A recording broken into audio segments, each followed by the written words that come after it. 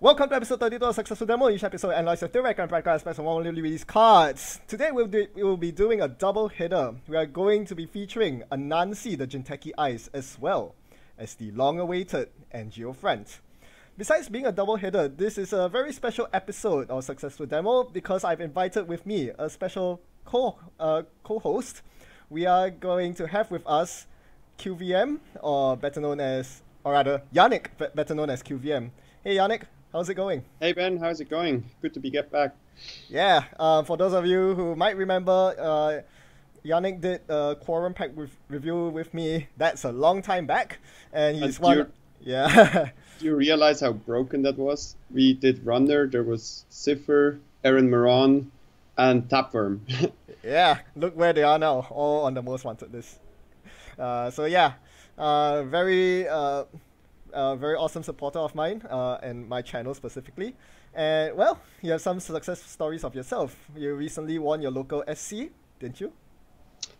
The next city's store championship, but yeah, pretty local. That's the one? It was in Bern. We're based in Zurich, so it's like an hour away. Okay. I brought Haley Agent Fusion, and Down the Wild Nile was just new, so I packed a lot of cards from that pack. Yeah, it's important to note that that was before Council of the Crest was out. So, also before rotation, I believe. Is that correct? Not rotation. Most wanted list. Oh.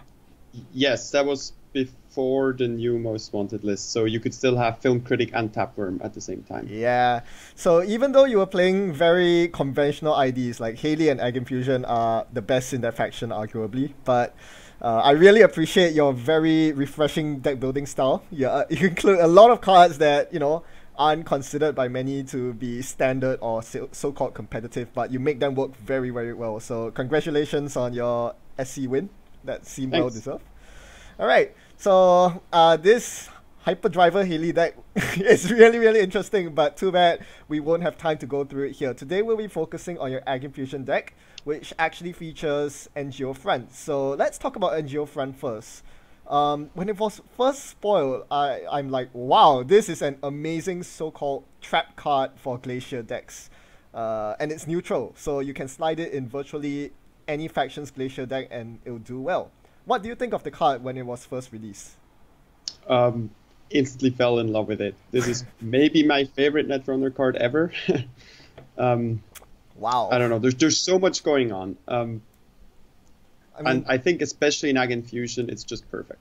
Yeah, I mean, it really screams bluffing games, which is pretty much what Netrunners all about. I mean, I'm not sure if you were, very much into Netrunner during the food codes days, but those days where you had to guess whether the corp was install advancing an NAPD contract or a normal agenda. Whoa, those were exciting times, and we are getting that back with NGO Front. Yeah, food codes was my thing back in the days as well, and never advance with all the 3/2s. And now instead of never advance, we have actual advance, and it's still a guessing game. So there's lots of fun things to be had with that. I love having this early behind some really ugly eyes that makes you hurt a lot. And I was also playing Egg Infusion before rotation, and I just put in all the Operation Econ I could. Like, if there was more Operation Econ, I would put more now. So we lost Restructure and we lost Sweeps Week. Yep. And for me, this, like, even without the guessing game or anything, it still feels like Operation Econ. Yes, it can be trashed, but it's like, you one turn and you get burst amounts of money.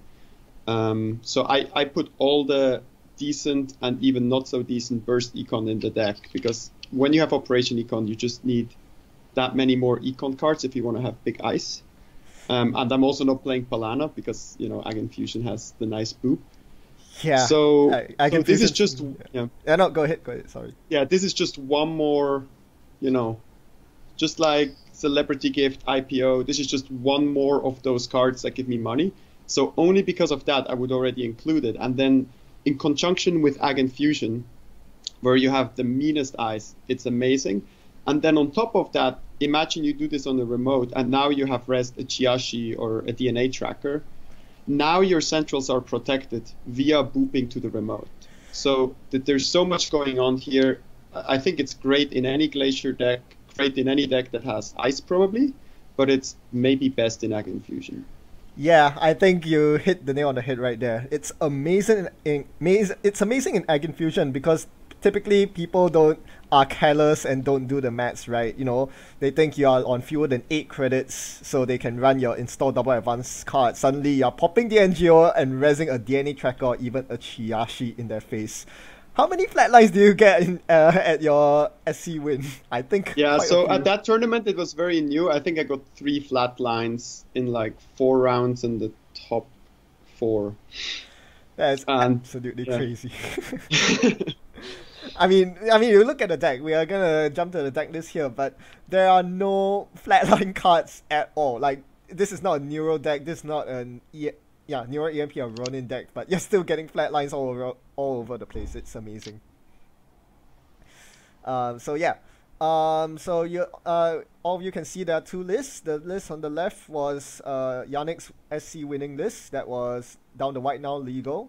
Then the most wanted list hit, the new data pack hit, and now we are getting some update. So I mean, we can update the list. So the more refined list is on the right. That's the one that we are going to be piloting today. So Yannick make those changes. I'm curious how you find Ginger City Grid and Seder Barrier. It seems like you took them out of your original list, but now replace them with different influence slots. Yeah, Ginger is great.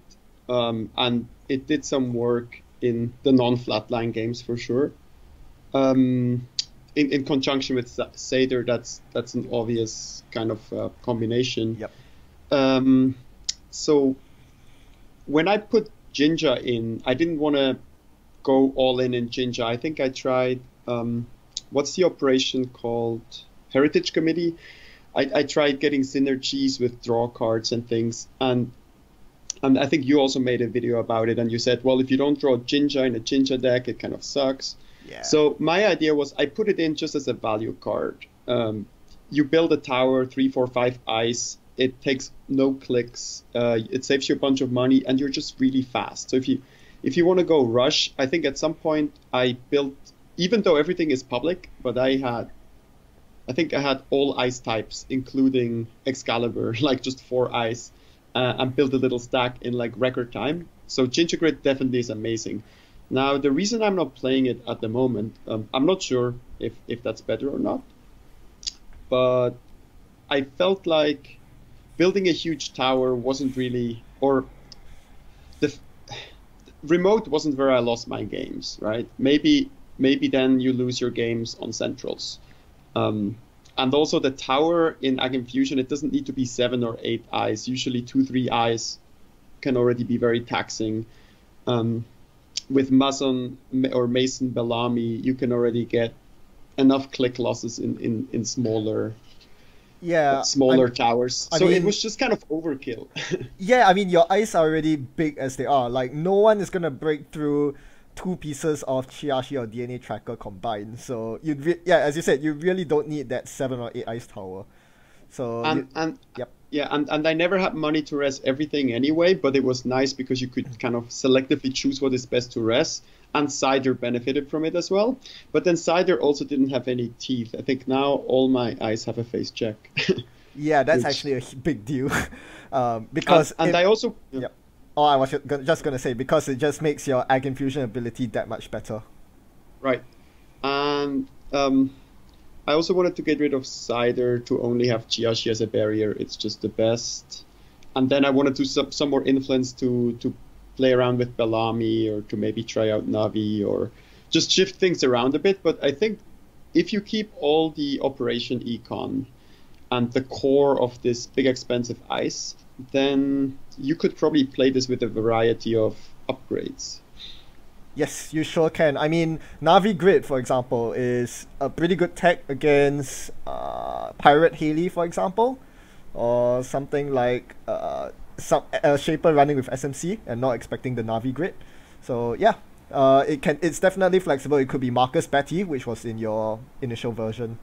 So yeah, Batty is also great. I was just, a bit tired of playing Psy games. And But sure, Bati is great. Another thing that I included, and I think you recommended it, is scarcity. Um, because at the moment, everyone is on strike, so I Yeah. have no choice. And then people complain like, "Oh no, Ag Infusion with 3 scarcity," and I'm like, "It's not my, I don't do this on purpose." No, I mean, you don't really need it, but if everyone's running strike, losing your ability is a big deal. Um, Also, one thing I want to call out, I really like Chua as well from Down the White Nile, no, it's and I also terrible. and and I also really like SSL endorsement instead of the Future Perfect Ah, because I don't yes. want to play side games to lose. I want to make money, and if I have it on hand, I can rush it out, even if it's a 50-50, and still benefit. Yeah, I think the big deal is that it gives you one more scoreable agenda. I mean, you have 3 Nisseis and 2 fast tracks, but sometimes you just don't find enough Nisseis, Right. and SSL really helps. The last thing we want to talk about is putting 3 Anansi in there. Now, a personal recount from me, I was playing my local game night last night. It's pretty similar Ag Infusion deck. I was running a couple of Anansi, and someone preemptively used Fem on my Anansi. Oh, that felt so good. They had to actually pump Fem up to 5 and break it because of the 3 net damage. I love it so much. How are you finding Anansi? Yeah, so I at first I had two, and then I played against a bunch of Sunnies online. So I went to 2 DNA Tracker and 3 Anansi, and it's amazing when it hits. I had a 3 ice remote, and someone thumped the middle ice, and whoops, it's Anansi. Or I had like a Nero tried to check out from an Anansi, and that also hurts, and it's just great. So I really feel like DNA Tracker just has amazing numbers, Yes. but Chiashi and Anansi, they each have like one extra bit of spice, right? Chiashi has the AI hate, Anansi has the bypass hate, and it's just great if you can add hate against those strategies in already great cards, already great ice, and then you don't need to have upgrades or other things that counter these strategies. Yeah, and Anansi also gives you it diversifies your ice because now you actually have a sentry that really punishes the runner very hard. I love it. Yeah, like ideally, I would like 3 big pieces of ice out of Jinteki, each like Jiashi basically, right? That's the perfect one with a lot of damage and an enter run. Now, thank God we don't have that, otherwise it'd be too good. Mhm. But still, just having 3 monstrous pieces of ice from every type is great. Yep. And yeah, and of course the Excalibur very reliable, works very well with Ag Infusion and Nisei Mark II as your fourth gear check.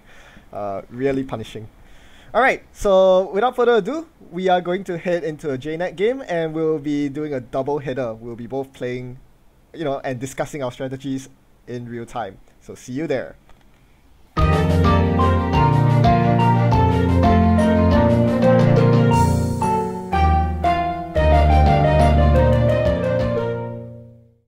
In our first game of the day versus a smoke deck, we go about constructing the 2 towers, one on R&D and another on our scoring remote. And we are now attempting to push a Nisei Mark II in there. What follows is our live commentary as we are playing the game. You can see our opponent's hand. Now, I was spectating this game, but I was physically covering Smoke's grip, so I was not able to see what cards they had, even though I was chatting with Yannick during the game. So yeah, just keep that in mind. We'll now head over to the commentary. Do you think you should total out against Smoke? Because they can still farm archives. Yeah. So let's go for it. I would agree with totaling up if they had turning wheel, right? Because they can just run HQ 4 times. But they don't, so it should be fine now. Alright, they run Do the we remote. want to res Mumbat for funsies? I Yes, we do. Because then they cannot even get out the killer. The thing is, we cannot afford to res both Mumbat and Jewel, right? And score next turn. Or do we not res Jewel here? Wait. So it's 14, 16, Yeah, we are one shot. or I mean, what? Yeah, let's just res Chua straight up. Yep. Because against Smoke, Jewel's actually not bad. You can bounce their Breaker or their Netmarker. And they don't want to lose Netmarker. Now, if they get out a Barrier Breaker at that moment. I don't think they will. Yep, they have to get Dagger out. Alright, so you can fire Jewel now. Prevent. Awesome. So now you can rest the Shashi, right? They don't have paperclip Yeah, in the bin. I don't even. Boom! Are they dead? I can't see the hand. No, four cards. Ah, okay. 2 damage, damage, and the run. Nice. Oh, find the truth. That's a good snipe. Yeah, that's a very good snipe. Okay, so I guess we just score out here. Or are we much money greedy? do they have? Yeah, I think you score here. They don't have cards in hand, so they can't threaten indexing. Or Yeah. whatever. Well, And you have Egg Infusion anyway, so yeah. I like that. Nice. And this is where Beanstalk is really good, oh right? wait, they have a second find the truth. Yeah, they usually have two. Oh wow. They That's a lot are of quite info. lucky to draw both this early on though.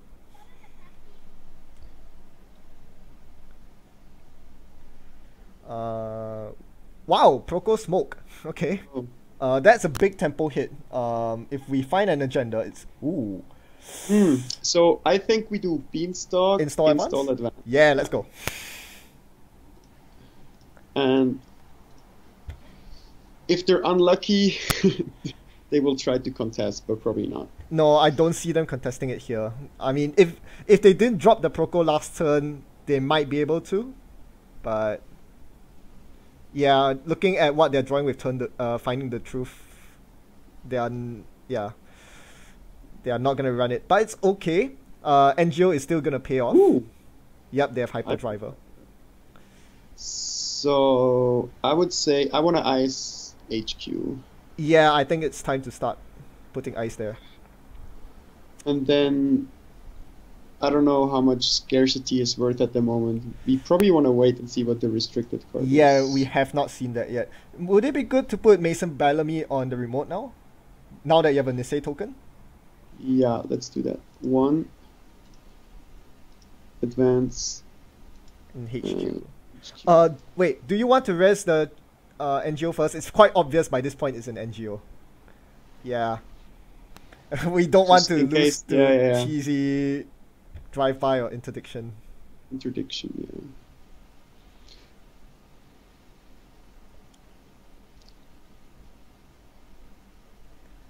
yeah. Yeah, we need more. We need one more ice. Yeah, we need one more ice on the remote. That would be good. So the NGO will give you 8 credits, so you technically have 10 credits now. As they draw Paperclip, Diesel, RNG key. So that's the RNG key. We need to be really careful about that. Oh, Paperclip good. in the bin! Oh! Ooh, Oh! what a mistake. Oh, I guess, yeah. They're not very familiar with what Jua does. I mean, it's res, so that's quite a big mistake. I would go draw. Yes, draw. Ooh, I would go one more draw. yes, and then you can play Beanstalk. Yep, that's fine. You can play Beanstalk here. Yeah. Yeah, so we are basically drawing for agendas at this point. If we still don't find agendas, we can consider playing Celeb Gift. So I think we're gonna rest that, otherwise they never get taxed. Yep, so there's the Anansi. Unfortunately, it doesn't do really a lot against Smoke. I think we keep the Enigma keep unrest. Yeah, we worry about indexing. Although I don't think these decks run indexing if they find the truth. Yeah, but still, who knows? Yes, who knows? I like to keep it. It's an Excalibur. That's a very good remote ice. Yes. Although at this point, I'm more worried about losing on R&D. Because they have so many credits, it's quite easy for them to run R&D every turn. So I think install advance or celeb gift. Maybe celeb gift first. Because it's hard to be able to do a celeb gift later. Yeah, true. Or we can draw a card and then celeb gift. so But that we then don't we have have to. one too, but then we have one too many cards. That's true. Yeah. Usually I don't mind ditching cards, but yeah, I guess Yeah, showing NGO isn't the worst thing. Yeah, go for it. we can ditch Navi. True. Yeah. Let's draw. Nah, Yeah, it's tough to let's. say. I drew. Okay. Okay, you know what? Let's put this on archives and then Oh yeah, we can just stop them just farming install counters. the H just install the NGO or something. Okay. Yeah, I like that. I like this a lot more. Yeah. Those. Now we don't have money, but next turn we will have. Ah, they're running Okay. archives. Oh, that's okay. So next turn, would you play Celeb Gift or Double Advance? Maybe Celeb Gift Advance. Ah, yeah, that makes sense. And I think they can't get in, and then we can always. Whoa. So that's Find the Truth. You Yeah. could boop them to waste the Mad Dash, which might be a good idea. Yes, yes. Exactly. Let's do that. Would you boop them into the remote? Yeah. Okay, Just that why makes not? sense. Yep.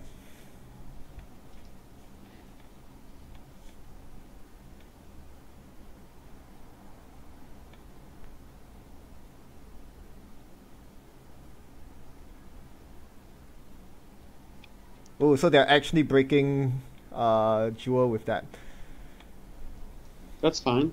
Yep, But I'm happy with that. I, I Are they continuing? Nope. no, no, no. Okay. That would be really Okay, fun. so They are still gonna get the agenda. unfortunately it's not an avocado. Oh, they are on 3 cards? Well, I mean maybe it is, but or maybe with the RNG key. Maybe they forgot about the meat damage from Oh, Mad Dash. Nisei. Ah, it's Nisei. That sucks. Okay. Okay, what's Um, next? Yeah, Celeb Gift.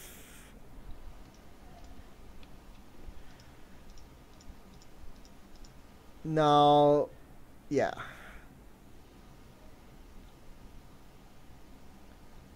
So now if they run Archives or HQ, they have to deal with our lovely DNA tracker. From this point on, the game massively slowed down because we were forced to click for credits basically every single turn to make up for the fact that we were raising DNA trackers on Archives and HQ. Meanwhile, our opponent's economy engines showed no signs of slowing down as the net merker and daily costs kept ticking up and up. It got to the point where we both won match point and the runner was single accessing 4 agendas. Yeah, you want to keep ice Yeah. because you might be booping them off R&D. Oh, look, this is good. Well, okay, so let's find the truth. So No, I like this. This is good because... Oh wait, well, it doesn't matter. They have infinite credits at this point. It's kind Yeah. of dumb. So yeah, basically the game now is there's only one secure server. It's our remote. And it comes down to whether we can put an agenda there before they find their winning agenda.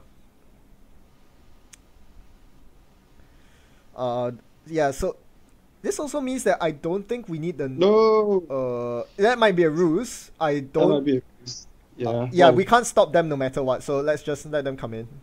well, they have 2 clicks left. Yeah. Yeah, so we can boop them, we can Nisei token, but that's it.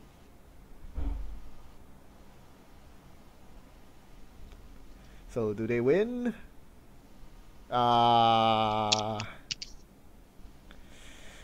Yeah, I'm not so sure about playing slow against Smoke. It seems like we really needed to go fast. Yeah. Halftime was called. We took some time to reflect and review on the previous game. Even though we set up an impenetrable remote, partially due to our opponent's misplay of ditching the paperclip, rendering the remote impenetrable, we still lost big time on centrals, and it's plain and simple. We did not respect the power of single accesses on HQ and R&D. So we also did not respect how efficient Smoke's rig could be. As such, our big eyes, our DNA tracker and Anansi just fell short of taxing Smoke sufficiently. What we really should have done was to leave exposed Chiashi on R&D. That way, anytime they ran HQ or Archives, they'll get booped into R&D, and they have no efficient way of breaking the Chiashi. That's what we should have done. That was the ice that we should have been leaning on. We learned from this game that Anansi just isn't that good against smoke. As nice of an ice it may be against the likes of Femme Fatale, it just was underwhelming this game. NGO Front, on the other hand, is an asset. It doesn't really help with defending centrals. So there you go. We'll try, or rather I should say we'll retry a smoke matchup with another player. This time it's James Gray's famous smoke. So let's see. How do we want to open? So what ice goes on R&D? I'm thinking we might want Anansi for the remote. Okay, Anansi on HQ I guess. R&D Enigma? Or the other way around? Or we leave HQ open and then try to rush. I like that idea, but you don't really have rush ice. I wouldn't rush behind Enigma against smoke. Well, maybe not Enigma, but then one more ice will show up. Maybe. That's quite a gamble. Because if also we have Navi. We have Navi as well. Just to remember, they have Dirty Laundry, so there's a good chance they'll snipe Nisei if you don't ice HQ. Okay, maybe Anansi HQ. Yeah, personally, I would do Anansi HQ, Enigma, R&D, Hedge Fund, but... Do you think we can just do double hedge and leave R&D open for a turn? Do you want to get indexing? Well, what if they only have one? Yeah, let's risk it. Let's risk it. Okay, let's see how that works out. Piece in our time. Okay. Sure. They install network. So here's what we do. No, well, let's jam. This is a very awkward jam. So this is what I would do. Let's do Enigma in front of Nisei. Okay.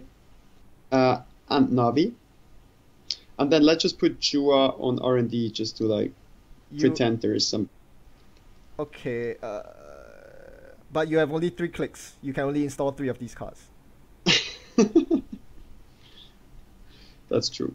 I think you can leave Nisei in hand. Draw. You can leave Nisei in hand because you have eyes on HQ. Draw sounds good.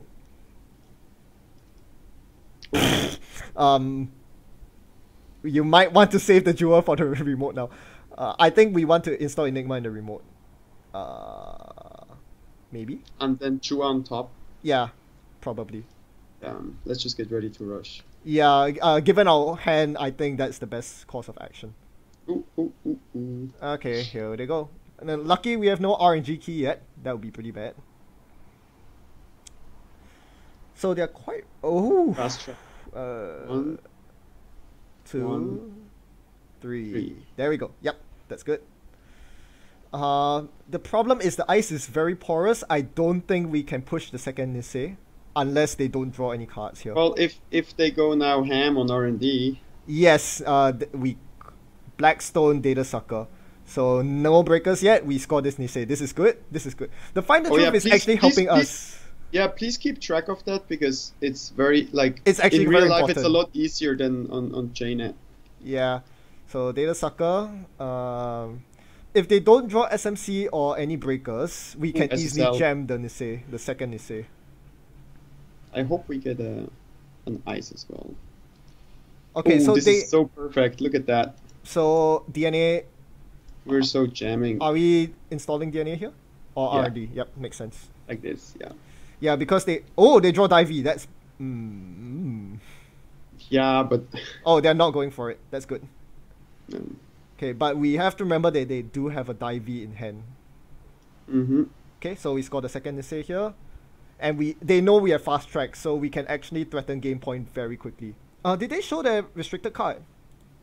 I don't remember seeing it. Best. They're going for the long game. Well, I don't think this game's gonna last very. But they have Blackstone, right? They do have Blackstone, but we're still. It's too. Blackstone is super expensive to install, and it's not. Okay, here. Did you see? Crap. What's that? Killer. Did you see a killer? I did not see a killer. But they have How Divey. about... They have Divey. Sure, but how about we drop a Chiashi? Yes. On server 1. Yes. We fast track for Obokata. Yes. And we also take the bugs. take the... I mean, do they really want to run through the Anansi? With like install the IV and run through the Anansi and play IPO, play IPO. No, it's very cheap for them to break because they have 2 data sucker counters. But they start at 0 strength. And then they lose their whole hand if they... Yeah. I think a better line of play would be to drop the Obokata and the Oh, no wait, you have IPO. That's awkward, yeah.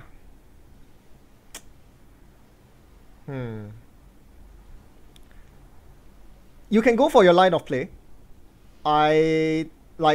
If they steal Obokata, they are falling behind as well. I think we can showcase Anansi if we go that way. My biggest worry is that they actually have 4 turning wheel counters, so they can guarantee hitting the Obokata. But then we can end the run. I like your thinking there.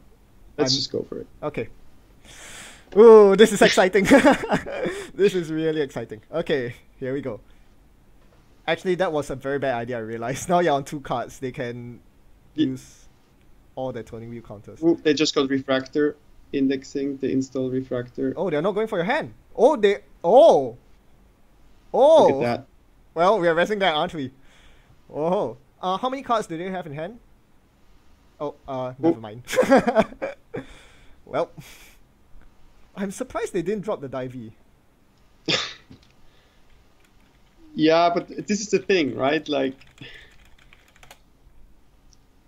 no, I'm not surprised because, like, what does Smoke doesn't want to go all in on Divey. It's, yeah. You kind of have to at this point, though. The corp has 2 Niseis.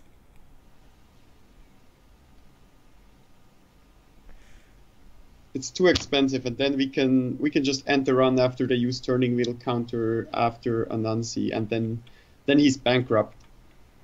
Isn't it amazing? With a complete 180 in our gameplay strategy, we get a complete 180 as well in terms of game outcome. We won that game pretty convincingly.